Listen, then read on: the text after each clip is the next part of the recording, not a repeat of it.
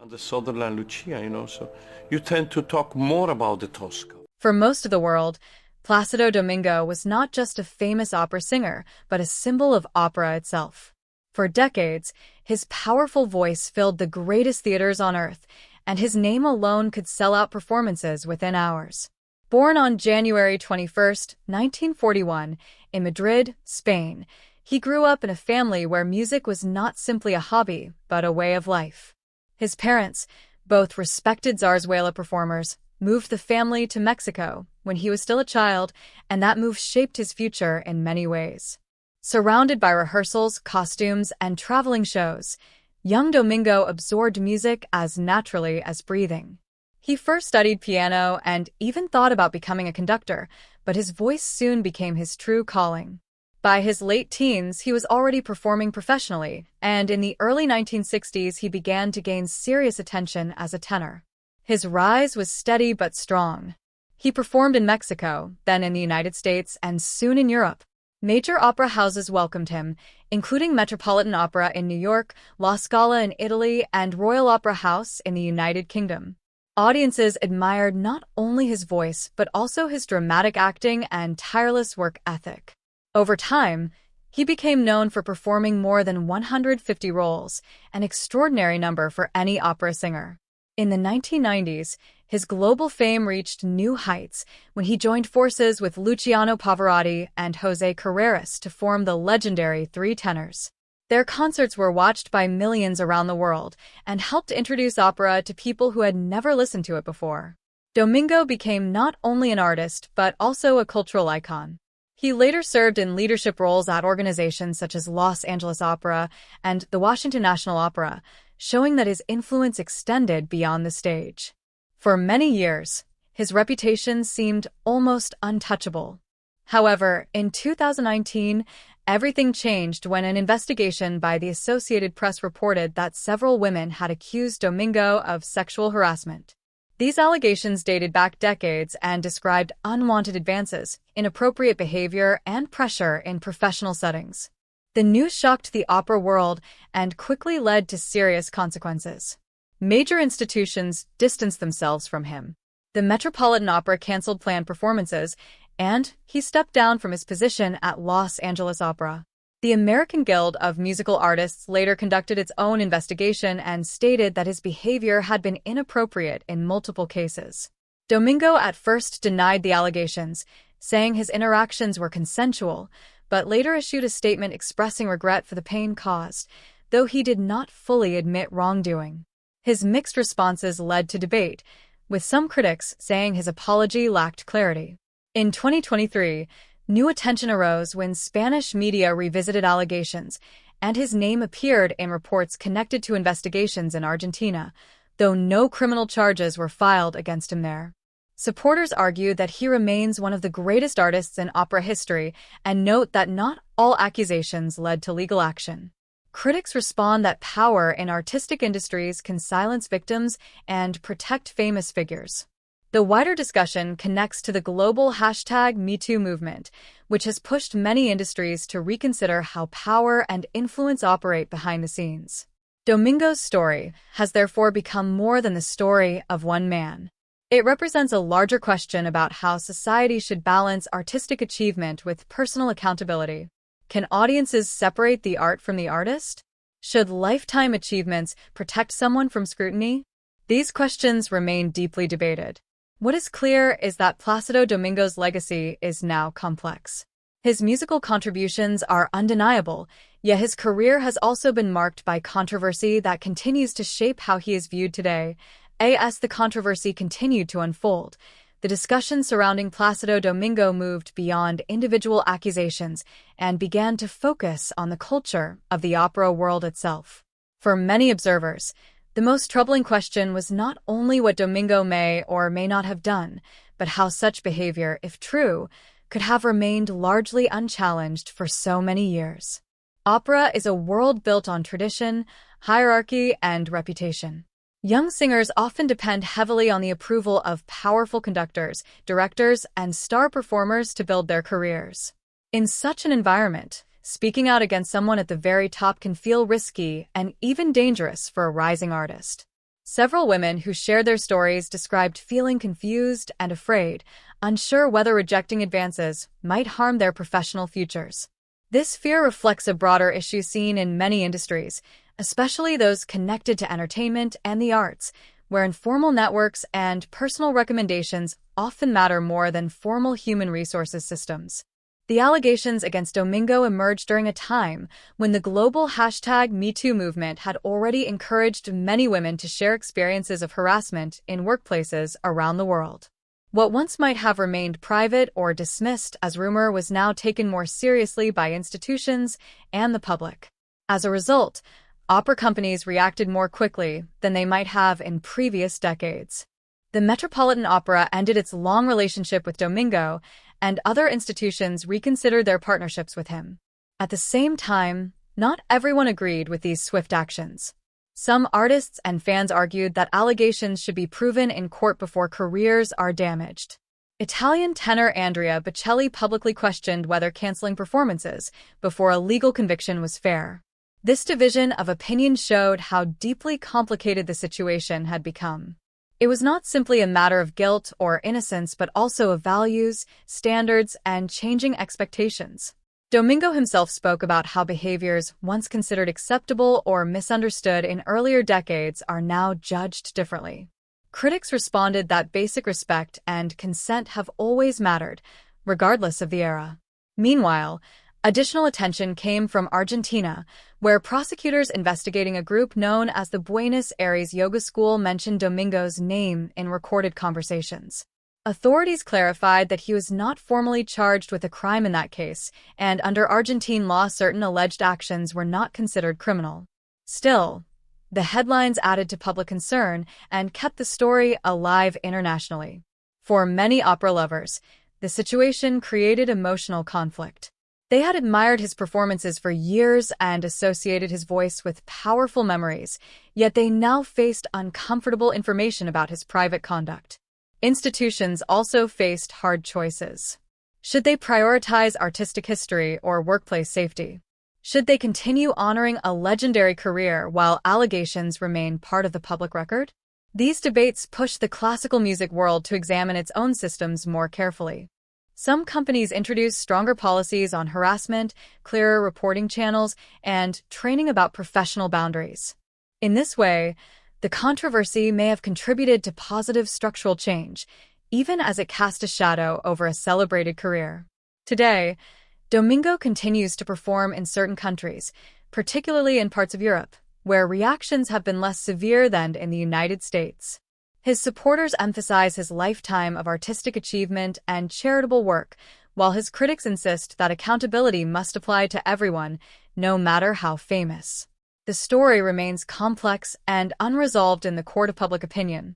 What cannot be denied is that it has reshaped how many people see not only one man's legacy, but also the culture of opera itself. The life and career of Plácido Domingo offer a remarkable example of how talent and fame can coexist with controversy, raising important questions about ethics, accountability, and the responsibilities of those in positions of power. From his early childhood in Madrid, Domingo's path was shaped by music at every turn. His parents, both accomplished zarzuela performers, instilled in him an appreciation for the art form and exposed him to the realities of performing from a young age. Traveling with his family to Mexico, he witnessed the effort, discipline, and passion required to maintain a successful career in music. These experiences allowed him to develop not only technical skill but also an instinctive understanding of stage presence, timing, and audience engagement. By his teenage years, Domingo was performing professionally, mastering both piano and vocal performance. He initially trained as a baritone but quickly transitioned to tenor after early opportunities arose, demonstrating remarkable adaptability and courage in embracing a more demanding vocal range. Throughout the 1960s and 1970s, Domingo's career accelerated, marked by debut performances in major opera houses across Europe and the United States. His collaborations with world-renowned artists and participation in iconic productions cemented his reputation as one of the leading voices of his generation. As his fame grew, he became a symbol of classical music worldwide, appearing in television specials, concerts, and recordings that reached millions of fans. However, his public image has been complicated by the allegations that emerged decades into his career. The 2019 Associated Press report, which detailed claims of sexual harassment by multiple women, challenged the long-standing perception of Domingo as an untouchable figure in the opera world. These allegations illustrated how power, prestige, and celebrity status can create environments where inappropriate behavior may go unchecked. For young performers, fear of professional repercussions often made it difficult to speak out, highlighting systemic issues within artistic institutions that allowed abuse to persist. Domingo's responses to these allegations, ranging from initial denial to later apologies, were scrutinized for their sincerity and completeness. Some observers viewed his apologies as insufficient because they emphasized the impact on victims without fully acknowledging personal wrongdoing. Others defended him, suggesting that cultural shifts over decades had led to misunderstandings of intent. In parallel, the opera community grappled with institutional responsibility. Opera companies, historically hierarchical and protective of star performers, faced pressure to reassess their policies, enforce accountability, and support victims. The debate extended beyond one individual to questions about how workplaces in the arts, and by extension, other industries, handle harassment, consent, and ethical standards. Adding to the complexity, in 2023, new allegations and media attention in Spain and Argentina reignited discussion, reminding audiences and institutions that the legacy of influential figures is rarely straightforward. While Domingo remains celebrated for his contributions to opera, these controversies have made it clear that achievements on the stage cannot shield one from moral and ethical scrutiny. Ultimately, the story of Plácido Domingo serves as a case study in the interplay between talent, fame, power, and accountability. It forces audiences, institutions, and artists themselves to consider the responsibilities that accompany influence, and it underscores the importance of creating systems where individuals can feel safe, respected, and heard. It also emphasizes that the legacies of cultural icons are multidimensional, encompassing both extraordinary professional accomplishments and the ways their personal conduct affects those around them. As such, Domingo's life and career provoke reflection not only on the beauty and artistry of opera, but also on the ethical obligations of all those who hold positions of power and prominence in society. The conversation surrounding him continues to evolve, inviting broader discussions about how art, reputation, and accountability intersect in modern times. As the controversy surrounding Plácido Domingo developed, it became clear that his story is not only about an individual's behavior, but also about the systems and cultures that enable or constrain actions in high-profile artistic environments. For decades, the opera world operated with a strong emphasis on hierarchy, tradition, and reverence for legendary figures. While this structure helped maintain artistic excellence and continuity, it also created conditions in which young performers often felt unable to challenge authority or report misconduct. Many accounts described how actors and singers were advised to avoid being alone with Domingo, and how colleagues exchanged warnings about certain behaviors that were considered inappropriate but went unchecked. These dynamics illustrate a broader issue.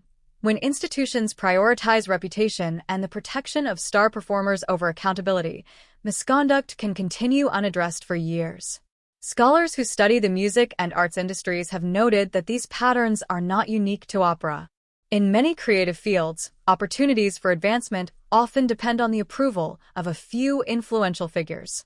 In such environments, power imbalances are common, and the fear of jeopardizing a career can silence those affected by harassment. Domingo's case brought these structural concerns into the public eye. While the allegations against him drew widespread attention, they also sparked debate about the broader responsibilities of organizations and the cultural norms that allowed potential misconduct to persist. Institutions began reevaluating their policies, emphasizing clearer reporting channels, anti-harassment training, and independent oversight to ensure accountability. The discussion also extended to audiences and fans, who were forced to grapple with complex questions about separating the art from the artist. Many opera lovers admire Domingo's extraordinary talent and contributions to music, yet struggled with the reality that his career had been overshadowed by serious allegations. The tension between appreciating his artistry and holding him accountable mirrors broader societal conversations about ethics, power, and responsibility. Furthermore, the story highlights the influence of cultural and historical context. Behaviors that were tolerated or overlooked in past decades are now judged under contemporary standards that prioritize consent, respect, and workplace safety. Domingo himself acknowledged the changing landscape, noting that actions once considered acceptable may now be perceived differently. While this does not absolve individuals of responsibility, it underscores the importance of understanding how social norms and institutional frameworks shape behavior. Ultimately, the legacy of Plácido Domingo is a multifaceted one. It encompasses the unparalleled skill, dedication, and impact he brought to the opera stage, as well as the controversies and allegations that challenge the way society evaluates public figures. His story prompts reflection on the intersections of talent, power, accountability, and institutional culture. It also serves as a reminder that while achievements may inspire admiration, ethical responsibility remains a fundamental expectation for those who hold influence, regardless of their fame. In this way, Domingo's life and career continue to resonate not only within the world of classical music, but also in broader discussions about how society navigates the complex interplay between accomplishment and moral responsibility.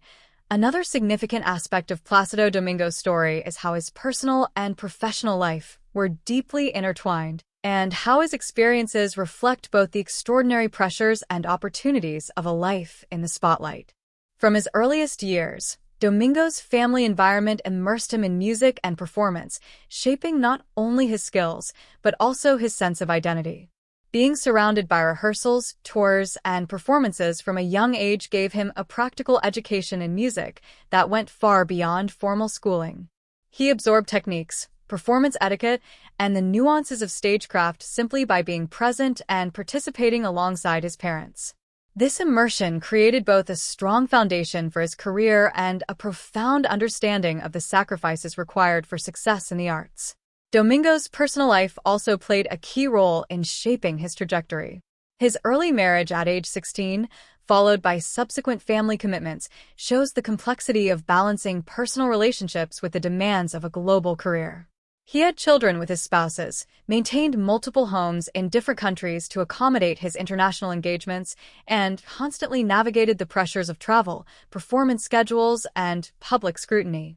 All of these factors contributed to a life that was both immensely rewarding and incredibly challenging. Professionally, Domingo's achievements were unprecedented in many ways. Performing over 150 roles, leading some of the world's most prestigious opera houses, and collaborating with iconic artists, he reached a level of influence few in his field have ever attained. His wealth and reputation reflected decades of hard work, resilience, and dedication. Yet the very prominence that brought him acclaim also magnified the consequences of the allegations against him. The 2019 revelations and subsequent investigations illustrated how power and visibility can amplify both success and scrutiny.